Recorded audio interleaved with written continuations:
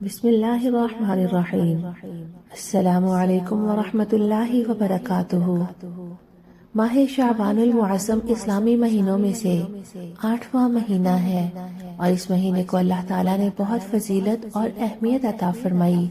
کسی بھی مہینے میں فضیلت حاصل ہونے کی اصل وجہ اللہ تعالیٰ کی خاص برکات کا اس مہینے میں نازل ہونا ہے، لیکن بعض دوسری وجوہات بھی فضیلت کا سبب بن جایا کرتی ہیں۔ یہ وہ مہینہ ہے جس میں بندوں کے اعمال اللہ تعالیٰ کی بارگاہ میں اٹھائے جاتے ہیں، اور یہ مہینہ رمضان سے قریب ہے، یعنی اس مہینے کے اختتام ہونے پر رمضان المبارک کا برکتوں والا، رحمتوں والا، بخششوں والا مہینہ شروع ہو جاتا ہے۔ اور حضور اقدس صلی اللہ علیہ وسلم اس مہینے میں کثرت سے نفلی روزہ رکھا کرتے تھے، اور یہی وہ مبارک مہینہ ہے کہ اس میں ایک بابرکت رات آتی ہے جو شب برات کہلاتی ہے۔ ماہ شعبان عظمت اور رفعت والا مہینہ ہے، لہٰذا اس مبارک مہینے کی تمام مسلمانوں کو قدر کرنی چاہیے۔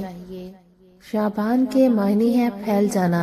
حدیث میں آتا ہے کہ اس ماہ میں روزہ رکھنے والے اور عبادت کرنے والوں پر رحمتوں کا نزول ہوتا ہے، یہاں تک کہ وہ جنت میں داخل ہو جاتا ہے۔ چونکہ یہ مہینہ رحمتوں کے پھیلنے کا ہے، اس لیے اس کو شعبان کہا جاتا ہے۔ ہر انسان کے لیے ضروری ہے کہ شعبان کے مہینے میں غفلت نہ کرے، رمضان المبارک کے استقبال کے لیے اس ماہ میں تیاری کرے، اپنے گناہوں سے توبہ کر لے، جو اعمال اس سے رہ گئے ہوں ان کو پورا کر لے۔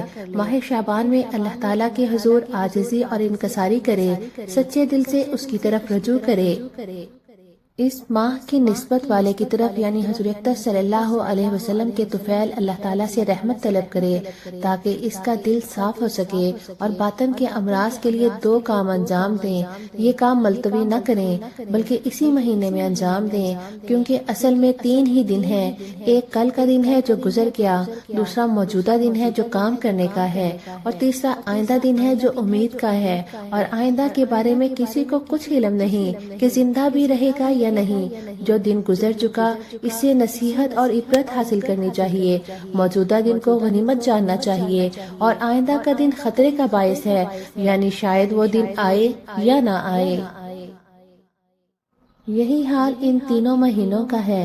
رجب گزر جاتا ہے، رمضان کا انتظار ہوتا ہے، یہ کسی کو علم نہیں کہ اس ماہ کے آنے تک زندہ رہے گا یا نہیں۔ شعبان ان دونوں کے درمیان ہے۔ اس مہینے کے آنے پر اللہ تعالیٰ کی عبادت اور اطاعت کو غنیمت جانو۔ حضرت محمد صلی اللہ علیہ وسلم نے حضرت عمر رضی اللہ تعالیٰ عنہ کو نصیحت فرمائی کہ 5 چیزوں سے پہلے 5 چیزیں غنیمت جانو: بڑھاپے سے قبل جوانی، بیماری سے قبل تندرستی، فقیری سے پہلے مالداری، مصروفیت سے قبل فراغت، اور موت سے قبل زندگی کو۔ شعبان کے ساتھ معظم لگانے کی وجہ یہ ہے کہ معظم کے معنی ہے عظمت والی چیز، کیونکہ یہ مہینہ شرع کی نظر میں عظمت والا مہینہ ہے، اس لیے اس مہینے کو شعبان المعظم کہا جاتا ہے۔ دوسری وجہ یہ ہے کہ یہ مہینہ وہ ہے کہ اس میں ایک بابرکت رات آتی ہے جس کو شب برات کہا جاتا ہے، اور اسی وجہ سے اس کو شعبان المعظم کہا جاتا ہے۔ شعبان کے 5 حروف ہیں: شین، عین، با، الف، نون۔ ان میں سے ہر حرف ایک ایک بزرگی کی نشاندہی کرتا ہے۔ شین کا اشارہ شرف کی طرف ہے، عین سے علو بلندی کی طرف اشارہ کرتا ہے، بے سے مراد بر نیکی ہے، الف سے مراد الفت، اور نون کا حرف نور کی جانب اشارہ کرتا ہے۔ یہ 5 انعامات اللہ کی جانب سے اس ماہ شعبان میں بندوں کو دیے جاتے ہیں۔ شعبان اسلامی سال کا 8واں مہینہ ہے۔ یہ مہینہ رمضان کے قریب ہے۔ رسول اللہ صلی اللہ علیہ وسلم نے اللہ تعالیٰ سے اس مہینے میں برکت کی دعا فرمائی۔ حضرت انس بن مالک رضی اللہ تعالیٰ عنہ سے منقول ہے، نبی اکرم صلی اللہ علیہ وسلم رجب کا مہینہ داخل ہونے پر یہ دعا کیا کرتے تھے: اے اللہ، ہمارے لیے رجب اور شعبان کے مہینوں میں برکت عطا فرما، اور ہمیں رمضان کے مہینے تک سلامتی کے ساتھ پہنچا دے۔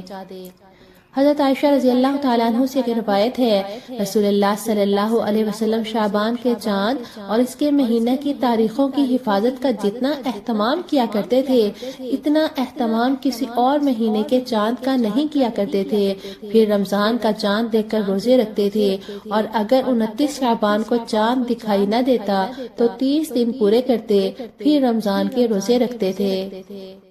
ایک دوسری روایت میں ہے، حضرت عائشہ رضی اللہ تعالی عنہ فرماتی ہیں کہ رسول اللہ صلی اللہ علیہ وسلم کبھی لگاتار روزے رکھتے تھے، یہاں تک کہ ہم کہتے تھے کہ اب روزہ نہیں چھوڑیں گے، اور کبھی روزے نہیں رکھتے تھے، یہاں تک کہ ہم کہتے تھے کہ اب روزے نہیں رکھیں گے، اور آپ صلی اللہ علیہ وسلم کے نفلی روزے اکثر شعبان کے مہینے میں ہوتے تھے۔ حضرت عائشہ رضی اللہ تعالی عنہ فرماتی ہیں کہ رسول اللہ صلی اللہ علیہ وسلم نے فرمایا، اے عائشہ، اس مہینے میں ملک الموت کو ان لوگوں کے نام لکھ کر دیے جاتے ہیں جن کی روح قبض کی جائے گی، تو میں چاہتا ہوں کہ میرے نام کا فیصلہ روزے کی حالت میں کیا جائے۔ اس ماہ میں کثرت سے روزہ رکھنے کی وجہ یہ بھی ہے کہ اس مہینے میں ایک بابرکت رات آتی ہے جس کا نام شب برات ہے۔ اس مہینے میں پورے سال میں مرنے والوں کا فیصلہ ہوتا ہے، تو آپ صلی اللہ علیہ وسلم کو یہ بات پسند تھی کہ اس حال میں نام لکھا جائے کہ میں روزے کی حالت میں ہوں، اور ایک وجہ یہ بھی ہے کہ رمضان المبارک کے استقبال میں آپ صلی اللہ علیہ وسلم اس مہینے میں کثرت سے روزہ رکھا کرتے تھے۔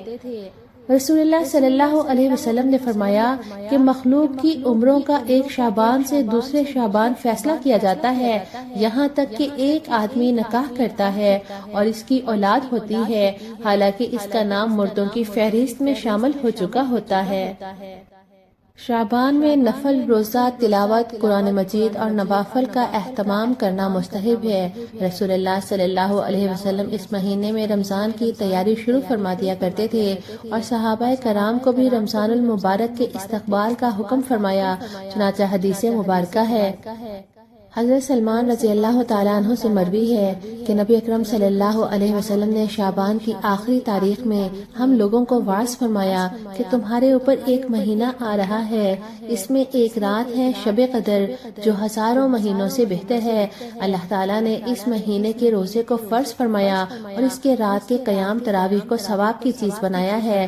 جو شخص اس مہینے میں کسی نیکی کے ساتھ اللہ کا قرب حاصل کرے، ایسا ہے جیسا کہ غیر رمضان میں فرض ادا کیا، اور جو شخص اس مہینے میں کسی فرض کو ادا کرے وہ ایسا ہے جیسا کہ غیر رمضان میں 70 فرض ادا کیے۔ یہ مہینہ صبر کا ہے اور صبر کا بدلہ جنت ہے، اور یہ مہینہ لوگوں کے ساتھ غم خواری کرنے کا ہے۔ اس مہینے میں مومن کا رزق بڑھا دیا جاتا ہے۔ جو شخص کسی روزہ دار کا روزہ افطار کرائے، اس کے لیے گناہوں کے معاف ہونے اور آنکھ سے خلاصی کا سبب ہوگا، اور روزہ دار کے ثواب کی مانند اس کو بھی ثواب ملے گا، مگر اس روزہ دار کے ثواب سے کچھ کم نہیں کیا جائے گا۔ صحابہ کرام نے عرض کیا، اے اللہ کے رسول، ہم میں سے ہر ایک اتنی وسعت نہیں رکھتا کہ روزے دار کو روزہ افطار کرائے، تو آپ صلی اللہ علیہ وسلم نے فرمایا، یہ ثواب تو اللہ جل شانہ ایک کھجور سے کوئی افطار کرا دے، یا ایک گھونٹ پانی پلا دے، یا ایک گھونٹ لسی پلا دے، اس پر بھی مرحمت فرما دیتے ہیں۔ یہ ایسا مہینہ ہے کہ اس کا اول حصہ اللہ کی رحمت ہے، اور درمیانی حصہ مغفرت ہے، اور آخری حصہ آگ سے آزادی ہے۔ جو شخص اس مہینے میں اپنے غلام کا بوجھ ہلکا کرے گا، اللہ تعالیٰ اس کی مغفرت فرما دیں گے اور آگ سے آزادی دیں گے۔ اس مہینے میں 4 چیزوں کو کثرت سے کرو، جن میں سے 2 چیزیں اللہ کی رضا کے واسطے، اور 2 چیزیں جن سے تمہیں چارہ کار نہیں۔ پہلی چیز کلمہ طیبہ اور استغفار کی کثرت ہے، دوسری جنت کی طلب اور آگ سے پناہ مانگو۔ اگر کوئی روزہ دار کو پانی پلا دے تو اللہ تعالیٰ قیامت کے دن اس کو میرے حوض سے ایسا پانی پلائیں گے جس کے بعد جنت میں جانے تک اس کو پیاس نہیں لگے گی۔ حضرت انس بن مالک رضی اللہ تعالیٰ عنہ سے مروی ہے کہ حضور صلی اللہ علیہ وسلم کے بزرگ اصحاب شعبان کا چاند دیکھ کر قرآن کریم زیادہ پڑھا کرتے تھے۔ مسلمان اپنے مال سے زکوٰۃ بھی نکالا کرتے تھے تاکہ غریب اور مسکین لوگ فائدہ اٹھا سکیں، اور ماہ رمضان المبارک کے روزہ رکھنے کے لیے ان کا کوئی وسیلہ بن جائے۔ حاکم لوگ قیدیوں کو بلا کر ان میں سے جو حد جاری کرنے کے لائق ہوتے تھے ان پر حد جاری کرتے تھے، باقی قیدی رہا کر دیے جاتے تھے۔ کاروباری لوگ بھی اس ماہ میں اپنا قرض ادا کیا کرتے تھے اور دوسروں سے جو کچھ وصول کرنا ہوتا تھا وصول کر لیا کرتے تھے۔ ماہ رمضان کا چاند نظر آنے پر لوگ غسل کرتے اور اعتکاف میں بیٹھ جاتے تھے۔ شعبان کے مہینے میں ایک بابرکت اور فضیلت والی رات آتی ہے جس کو شب برات کہتے ہیں، جو شعبان کی 15ویں رات ہے۔ اس رات میں نفلی عبادت کی بہت فضیلت ہے۔ حدیث میں حضرت راشد بن سعد سے مروی ہے، نبی اکرم صلی اللہ علیہ وسلم نے فرمایا کہ اللہ تبارک و تعالی شعبان کی 15ویں رات میں اپنے بندوں کی طرف متوجہ ہوتے ہیں، پھر اپنے سب مخلوق کی مغفرت فرما دیتے ہیں، مشرک اور بغض رکھنے والے کے علاوہ، اور اس رات میں اللہ تبارک و تعالی ملک الموت کی طرف ہر اس جاندار کی روح قبض کرنے کی وحی فرماتے ہیں جن کے فوت ہونے کا اس سال میں اللہ تعالی ارادہ فرما دیتے ہیں۔ حضرت عائشہ رضی اللہ تعالیٰ عنہ سے روایت ہے، اللہ تبارک و تعالی شعبان کی درمیانی رات میں آسمان دنیا پر نزول فرماتے ہیں، پھر بنو کلب قبیلہ کی بکریوں کے بالوں کی تعداد سے بھی زیادہ لوگوں کی بخشش فرماتے ہیں۔ حضرت اسامہ بن زید رضی اللہ تعالیٰ عنہ سے روایت ہے کہ میں نے رسول اللہ صلی اللہ علیہ وسلم سے عرض کیا کہ اے اللہ کے رسول، شعبان کے مہینے میں جتنے آپ نفل روزے رکھتے ہیں، میں نے آپ کو کسی مہینے میں اتنے روزے رکھتے نہیں دیکھا۔ آپ صلی اللہ علیہ وسلم نے فرمایا، یہ رجب اور رمضان کے درمیان وہ مہینہ ہے جس سے لوگ غافل ہو جاتے ہیں، اور اس مہینے میں اعمال اللہ تعالیٰ کی بارگاہ میں اٹھائے جاتے ہیں، تو میں یہ چاہتا ہوں کہ جب میرے اعمال اٹھائے جائیں تو میں روزے سے ہوں۔ حضرت کثیر بن مرہ سے مروی ہے کہ میں نے رسول اللہ صلی اللہ علیہ وسلم کے اصحاب کو رسول اللہ صلی اللہ علیہ وسلم کے یہ حدیث بیان کرتے ہوئے پایا جس کو میں نہیں بھولا کہ بے شک اللہ عز و جل شعبان کی 15ویں رات میں مشرک اور کینہ رکھنے والے کے علاوہ ہر بندے کی مغفرت فرما دیتے ہیں۔ جب شعبان کی 15ویں رات ہوتی ہے تو اللہ تعالیٰ کی طرف سے ایک پکارنے والا پکارتا ہے کہ کیا کوئی مغفرت کا طالب ہے کہ میں اس کی مغفرت کر دوں، کیا کوئی مانگنے والا ہے کہ میں اس کو عطا کروں۔ اس وقت اللہ تعالیٰ سے جو سچے دل سے مانگتا ہے اس کو ملتا ہے، مگر بدکار عورت اور مشرک کو نہیں ملتا۔ حضرت کثیر بن مرہ سے ایک روایت میں یہ الفاظ منقول ہے، رسول اللہ صلی اللہ علیہ وسلم نے فرمایا، بے شک آپ کے رب شعبان کی 15ویں رات میں اپنی مخلوق کی طرف خصوصی رحمت کے ساتھ متوجہ ہوتے ہیں اور مشرک اور قطع تعلق کرنے والے کے علاوہ سب کی مغفرت فرما دیتے ہیں۔